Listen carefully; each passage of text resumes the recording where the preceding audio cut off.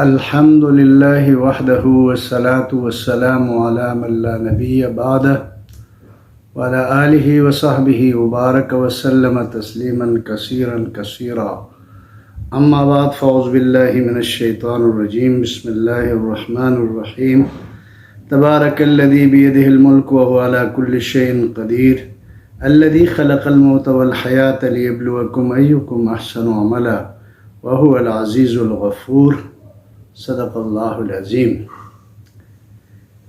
معزز سامعین، پارہ نمبر 29 مختلف مکی صورتوں پر مشتمل ہے، بلکہ یہاں سے لے کر قرآن کے آخر تک تقریباً اکثر سے زیادہ صورتیں مکی ہیں۔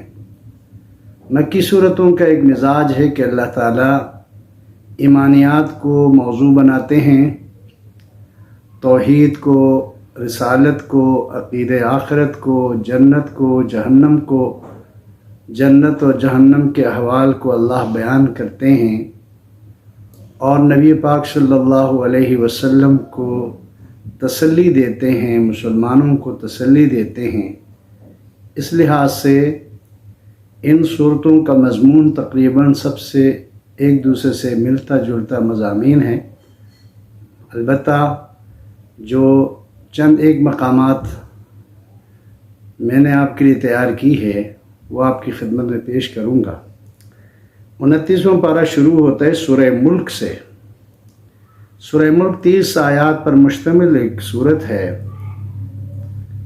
نبی پاک صلی اللہ علیہ وسلم نے اس سورت کو عشاء کے بعد یعنی مغرب کے بعد رات کو سونے سے پہلے اس کی تلاوت کو حضور صلی اللہ علیہ وسلم مجھے اور آپ کو مسلمانوں کو لیے اس کو پسند فرمایا کرتے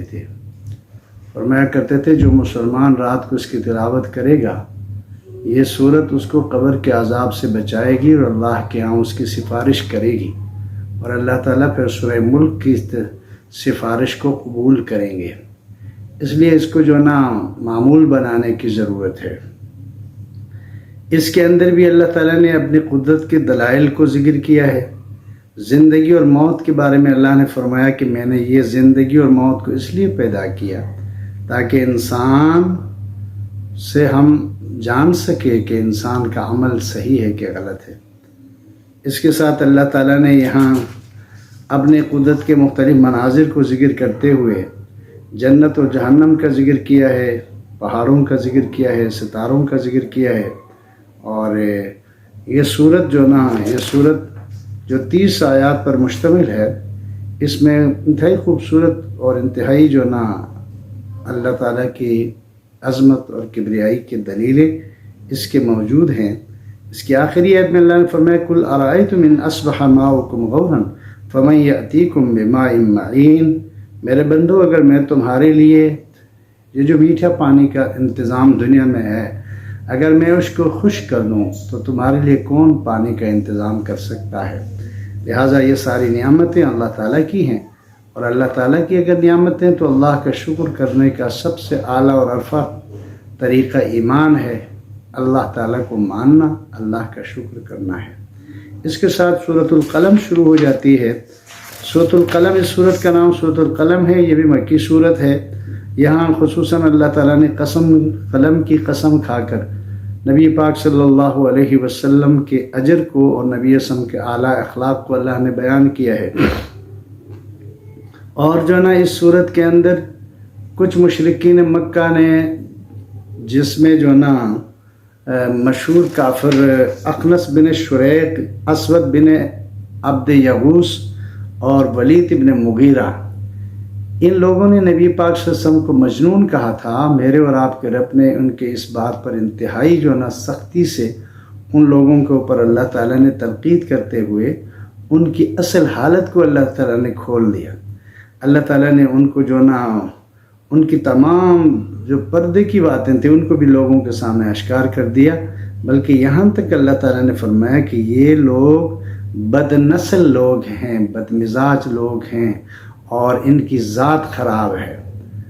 نبی پاک صلی اللہ علیہ وسلم کے خلاف ان لوگوں کی اس غلط بات پر اللہ نے خود جواب دیا ہے۔ یہ نبی پاک صلی اللہ علیہ وسلم کی عظمت ہے کہ نبی علیہ الصلوۃ والسلام کے اوپر جب کوئی انگلی اٹھاتا تو اللہ خود اس کا جواب دیا کرتے ہیں اس قرآن مجید میں، اور کسی نبی کو یہ شرافت حاصل نہیں ہے۔ اللہ تعالیٰ کے نبیوں کو لوگ برا بھلا کہتے تھے تو انبیاء خود اپنی صفائی پیش کیا کرتے تھے۔ جب نبی پاک صلی اللہ علیہ وسلم کے اوپر ان لوگوں نے اس طرح کی بات کی تو اللہ تعالیٰ نے ان کو کھول کے رکھ دیا اور فرمایا کہ یہ میرے نبی کو مجنون، میرے نبی کو پاگل، ساحر، جادوگر کہنے والے لوگ سارے بد اصل ہیں، بد مزاج ہیں، بدخو ہیں، اور یہ انتہائی برے لوگ ہیں۔ اللہ تعالیٰ نے اس کا ذکر یہاں کیا ہے۔ آگے اللہ تعالیٰ نے جو نا یہاں اللہ تعالیٰ نے یہاں جنت و جہنم کے جو نا مناظر کو ذکر کیا ہے۔ متقین کے لیے جنت کا ذکر کر کے اللہ نے فرمایا اَوَنَجْعَلُ الْمُسْلِمِينَ كَالْمُجْرِمِينَ، کیا یہ ممکن ہے کہ اللہ کے نیک بندے اور اللہ کے جو گناہگار اور اللہ کے مجرم بندے برابر ہو سکتے ہیں؟ یقینی بات ہے اللہ کے نیک بندے وہ اللہ کے یہاں محترم ہیں، وہ اللہ کے یہاں معزز ہیں، اللہ تعالیٰ نے ان کا ذکر کیا ہے۔ لیکن اللہ کے جو نافرمان ہے یہ اللہ کے یہاں محترم نہیں ہے۔ نافرمانی کے ساتھ احترام اور عزت نہیں ہے، یاد رکھیں۔ نافرمانی کرنے کے بعد انسان کا احترام اللہ کے ہاں گھٹ جاتا ہے، اللہ کے ہاں کم ہو جاتا ہے۔ اس صورت میں بھی اللہ تعالیٰ نے اس کا ذکر کیا ہے۔ آگے سورہ الحاقہ شروع ہو جاتی ہے۔ سورت کا نام الحاقہ ہے۔ الحاقہ عربی میں حقیقت کو کہتے ہیں، حقیقت سے الحاقہ ہے۔ اللہ تعالیٰ انسانوں کو یہ بتانا چاہتے ہیں کہ جس چیز کو تم حقیقت سمجھتے ہو اصل میں وہ حقیقت نہیں ہے۔ دنیا تو ایک دھوکہ ہے، یہاں کے سامان دھوکے کے سامان ہیں، یہاں کی چیزیں دھوکے کی چیزیں ہیں۔ البتہ حقیقت کیا ہے؟ اللہ نے فرمایا کہ الحاقۃ ما الحاقہ وما ادراک ما الحاقہ، حقیقت کیا ہے؟ تمہیں کیا معلوم کہ حقیقت کیا ہے؟ اللہ نے فرمایا کہ حقیقت وہ جو ثابت ہو کر رہی کہاں؟ قوم سمود میں اور قوم عاد میں۔ اللہ تعالیٰ نے قوم سمود کو چیخ کے ذریعے ہلاک کیا نافرمانیوں کی وجہ سے، اور قوم عاد کو اللہ نے تیز ترین ہوا چلا کر ہلاک کیا۔ اللہ فرما رہے انہوں نے میری بات نہیں مانی اور میں نے ان کو جو زمانے کے لیے عبرت بنا دیا، یہ حقیقت ہے۔ اللہ تعالیٰ نے اس کو حقیقت قرار دیا ہے۔ دنیا کے سامان کو، دنیا کی چیزوں کو اللہ تعالیٰ حقیقت قرار نہیں دیتے ہیں۔ پھر آگے اللہ تعالیٰ نے جو نا بھائی جنتیوں اور جہنمیوں کا تذکرہ اللہ نے کیا ہے، فرمایا کہ جس کی کتاب اس کے دائیں ہاتھ میں ملے گی وہ انسان خوش ہو کر جو نا بے ہر ایک کو اپنے بہترین انجام دکھاتا پھرے گا، اور جس کی کتاب اس کے بائیں ہاتھ میں رکھی جائے گی یہ جہنمی ہوگی، اور اللہ تعالیٰ اس کے جہنم کے اندر داخل کرنے کا آرڈر جاری کریں گے اور یہ ذلیل ہو کر جہنم میں داخل ہو جائے گا۔ اور اللہ تعالیٰ نے اس کو ذکر کرنے کے بعد آخر میں فرمایا کہ وَإِنَّهُ لَحَقُّ الْيَقِينِ، میرے بندو اس صورت میں جو احکامات ہیں یہ بالکل حق اور سچ احکامات ہیں۔ فَسَبِّحْ بِاسْمِ رَبِّكَ الْعَظِيمِ، لہذا اے انسان تم اپنے رب کی تسبیح کو بیان کیا کرو۔ اس کے بعد سورۃ المعارج ہے۔ معارج کہتے ہیں سیڑھی کو، اور اللہ تعالیٰ نے یہاں جو نا اس صورت کے اندر بھی قیامت کے وقوع کو اللہ تعالیٰ نے خوبصورت انداز میں ذکر کیا ہے۔ سأل سائل بعذاب واقع للکافرین لیس له دافع من اللہ ذی المعارج، اللہ تعالیٰ نے اس کا ذکر کر کے اور قیامت کو، اس کے احوال کو بیان کرتے ہوئے یہاں ایک آیت آتی ہے، بڑی خوبصورت آیت ہے، اس کا جو نا میں آپ کے سامنے خصوصی طور پر اس کا ترجمہ کرنا چاہتا ہوں۔ اللہ تعالیٰ نے فرمایا فَاصْبِرْ صَبْرًا جَمِيلًا، میرے نبی مشرکین مکہ آپ کو تنگ کرتے ہیں، آپ صبر کریں، یہی آپ کے لیے زیادہ بہتر ہے۔ اللہ فرمایا کہ إِنَّهُمْ يَرَوْنَهُ بَعِيدًا، یہ لوگ مشرکین مکہ یا عام دنیا کے کافر لوگ قیامت کو بہت دور سمجھتے ہیں، وَنَرَاهُ قَرِيبًا، اور ہمارے نزدیک یہ قیامت انسانوں کے انتہائی قریب آ چکی ہے۔ یاد رکھو انسان ہمیشہ یہ سمجھتے کہ شاید قیامت آنے میں بہت دیر ہے، لیکن اللہ تعالیٰ فرمایا ہم دیکھتے ہیں کہ قیامت تو انسانوں کے بہت قریب آ چکی ہے، لہٰذا جو چیز قریب آ چکی ہے اس کی تیاری کرنے کی ضرورت ہے۔ ایک حدیث میں حضور صلی اللہ علیہ وسلم نے فرمایا بُعِثْتُ أَنَا وَالسَّاعَةُ كَهَاتَيْنِ، حضور صلی اللہ علیہ وسلم نے ان انگلیوں کو یوں اشارہ کر کے فرمایا کہ میں اور قیامت اتنے ہی قریب ہے جیسے یہ دو انگلیاں ایک دوسرے کے قریب ہے۔ تو اس لیے جو نا اللہ تعالیٰ نے اس کو بیان کرنے کے بعد ایک مطلب کہ مجرم کا اور اس کے سپورٹر کا اللہ تعالیٰ نے واضح الفاظ میں ذکر کیا ہے کہ دنیا میں جتنے بھی انسان ہیں یہ قیامت کے دن ایک دوسرے کے کام نہیں آئیں گے، بلکہ یہ ایک دوسرے سے بھاگنا شروع کریں گے۔ البتہ اللہ تعالیٰ نے اپنے نیک بندوں کا ذکر یہاں کیا ہے کہ وہ میرے نیک بندے وہ کون ہیں؟ اللہ تعالیٰ نے فرمایا کہ یہ نیک بندے یہ آخرت پر یقین رکھتے ہیں، یہ اپنے مال کی زکوٰۃ نکالتے ہیں، یہ نماز پڑھتے ہیں، یہ جو نا غریبوں کا خیال رکھتے ہیں، امانت میں خیانت نہیں کرتے ہیں، گواہی کو قائم رکھتے ہیں، نمازوں کی پابندی کرتے ہیں، اللہ فرما رہے ہیں کہ ان لوگوں کے لیے میرے ہاں جنت ہے۔ آگے سورہ نوح ہے، اس سورت کے اندر نوح علیہ السلام کے واقعے کو اللہ تعالیٰ نے تفصیل کے ساتھ ذکر کیا ہے۔ اِنَّا أَرْسَلْنَا نُوحًا إِلَىٰ قَوْمِهِ أَنْ أَنذِرْ قَوْمَكَ مِنْ قَبْلِ أَنْ يَأْتِيَهُمْ عَذَابٌ أَلِيمٌ، یہاں سے لے کر آخر تک صرف حضرت نوح علیہ السلام کے دعوت کو اللہ تعالیٰ نے ذکر کیا ہے، اور نوح علیہ السلام کی قوم جن بتوں کی عبادت کیا کرتے تھے، دوسرے رکوع میں اللہ تعالیٰ نے ان کا نام لے کر ان کا ذکر کیا ہے۔ ان میں جو نا ود تھا، سوا تھا، یغوث تھا اور یعوق و نصر، یہ 5 بتوں کی وہ عبادت کرتے تھے۔ اللہ تعالیٰ نے ان کا بھی یہاں ذکر کر کے فرمایا کہ ان کی کیا حیثیت ہے میرے سامنے، کائنات کے سارے نظام کو، زمین و آسمان کے تمام چیزوں کو میں نے پیدا کی ہے، اور یہ لوگ ان کی عبادت کرتے ہیں۔ اللہ تعالیٰ نے پھر نوح علیہ السلام کی بد دعا کا ذکر کیا، اور اس کی بد دعا سے اللہ تعالیٰ نے سارے انسانوں کو ہلاک کر کے دوبارہ نوح علیہ السلام کے ساتھ جو ایمان والے تھے ان سے اللہ تعالیٰ نے نسل انسانی کو باقی رکھا۔ اسی لیے حضرت نوح علیہ السلام کو آدم ثانی بھی کہا جاتا ہے۔ اور آخر میں حضرت نوح علیہ السلام کی دعا کا ذکر ہے، رب اغفر لی ولوالدی ولمن دخل بیتی مؤمنا وللمؤمنین والمؤمنات۔ یہ دعا بہت خوبصورت دعا ہے والدین کے لیے اور مومنوں کے لیے۔ آگے سورۃ الجن ہے۔ یاد رکھو نبی پاک صلی اللہ علیہ وسلم انسانوں کے بھی نبی ہیں، جنات کے بھی نبی ہیں۔ آپ صلی اللہ علیہ وسلم نے انسانوں کو بھی دین کی دعوت دی تھی، اور آپ مکہ میں جا کے دیکھیں جہاں مسجد الجن بنائی گئی ہے، یہ وہ جگہ ہے جہاں نبی پاک صلی اللہ علیہ وسلم نے جنات کو دعوت دی تھی، اور آپ صلی اللہ علیہ وسلم کی دعوت کو سننے کے بعد جنات ایک دوسرے سے کہنے لگے، قُلْ أُوحِيَ إِلَيَّ أَنَّهُ اسْتَمَعَ نَفَرٌ مِّنَ الْجِنِّ فَقَالُوا إِنَّا سَمِعْنَا قُرْآنًا عَجَبًا يَهْدِي إِلَى الرُّشْدِ فَآمَنَّا بِهِ وَلَن نُّشْرِكَ بِرَبِّنَا أَحَدًا۔ یعنی اس کو سننے کے بعد جنات بڑے تعجب کرنے لگے کہ ہم نے ایک ایسا کلام سنا ہے جو رشد و ہدایت کی طرف رہنمائی کرتا ہے، ہم نے اس کے اوپر ایمان لائے، اور کبھی ہم اپنے رب کے ساتھ کسی کو شریک نہیں ٹھہرائیں گے۔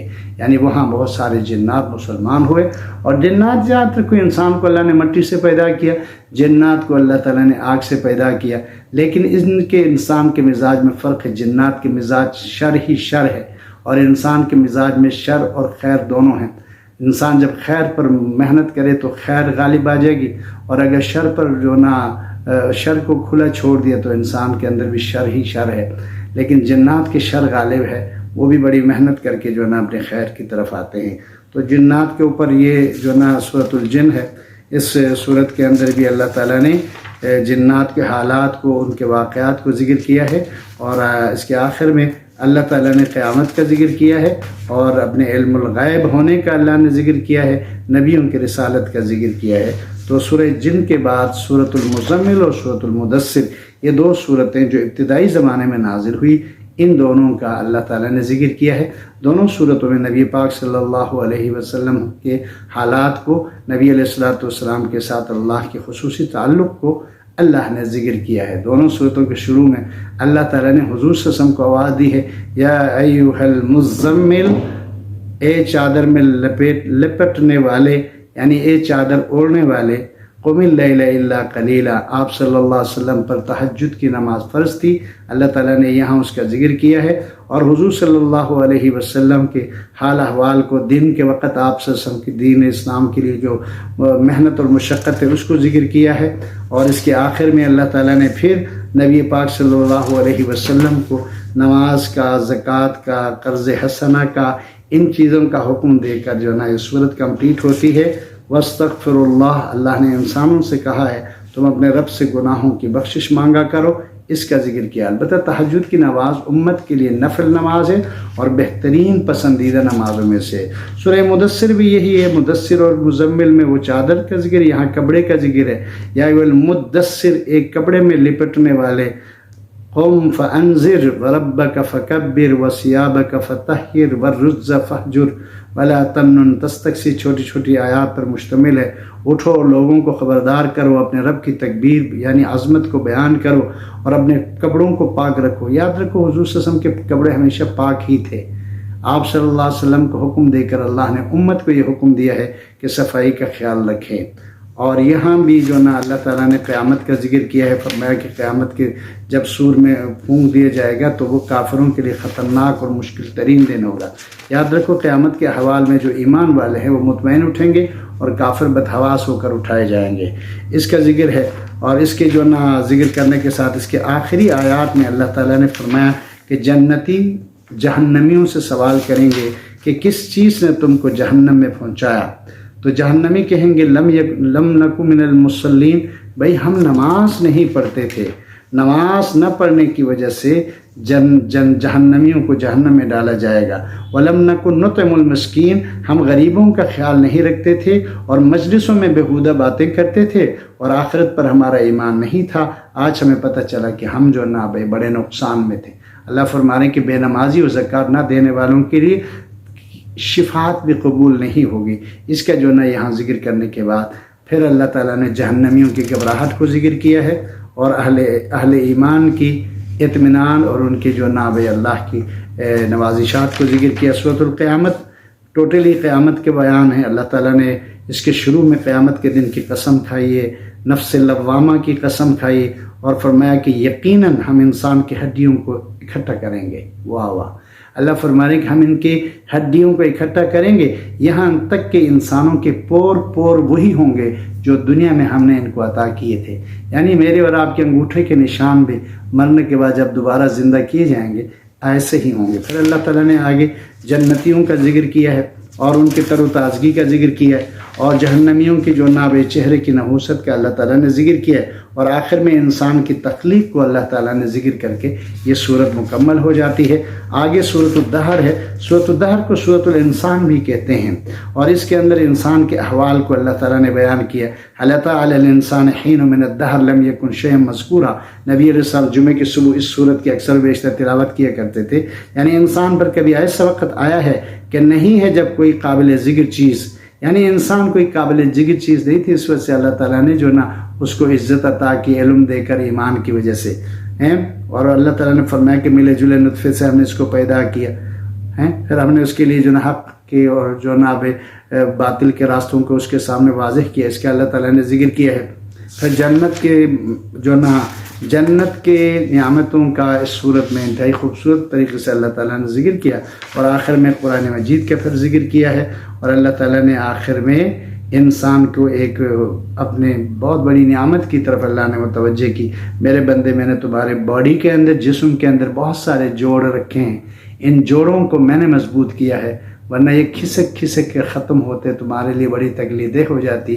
تو یہ بھی اللہ تعالیٰ کی نعمتیں ہیں، ان پر بھی اللہ تعالیٰ کے لیے شکر کرنے کی ضرورت ہے۔ سورۃ المرسلات، مرسلات کہتے ہیں ہواؤں کو۔ اس میں اللہ تعالیٰ نے مختلف ہواؤں کی قسم کھا کے 5 قسمیں کھانے کے بعد اللہ نے فرمایا انما توعدون لواقع، اے لوگو جس چیز کا تم سے وعدہ ہم نے کیا ہے وہ وعدہ ہو کر رہے گا، ہم اس وعدے پر مکمل طور پر عمل کریں گے۔ اس کا بھی اللہ تعالیٰ نے سورۃ المرسلات میں ذکر کیا ہے، اور سورۃ المرسلات میں پھر انسان کی تخلیق کو اللہ تعالیٰ نے ذکر کیا ہے، اور اس کی تخلیق کے ساتھ موت و زندگی کو اللہ تعالیٰ نے ذکر کیا۔ پھر کائنات کے اوپر جو اللہ تعالیٰ کی نعمتیں ہیں، زمین کے اوپر پہاڑوں کا، سورج چاند ستاروں کا، ان کو اللہ تعالیٰ نے ذکر کیا ہے۔ اور اس کے آخری رکوع میں اللہ نے جنتیوں کے سہولیات کا، اور اس کے آخری رکوع میں جہنمیوں کی تکلیفات کا اللہ تعالیٰ نے ذکر کیا ہے۔ تو اس طرح ہو کے جو نا یہ 29واں پارہ مکمل ہو جاتا ہے۔ اس پارے میں کمپلیٹلی اللہ تعالیٰ نے قیامت کو، اس کے احوال کو، جنت اور اس کے احوال کو اللہ تعالیٰ نے بیان کیا ہے۔ دوست احباب سے گزارش یہ ہے کہ جتنے بھی میرے اور آپ کے رب کے یہ احکامات ہیں، ان کے اوپر ہمارا کامل ایمان ہو، ہم ان کے اوپر عمل کرنے والے ہوں، اور قرآن مجید کو وقت دینے والے بنیں، اور اس کی تلاوت کر کے اپنے آخرت کو بنانے والے بنیں، اور جو کچھ ہمارے سمجھ میں آئے اس کو دنیا کے انسانوں تک ہم پہنچانے والے بنیں۔ اللہ تعالیٰ مجھے اور آپ کو عمل کی توفیق عطا فرمائے، آمین یا رب العالمین۔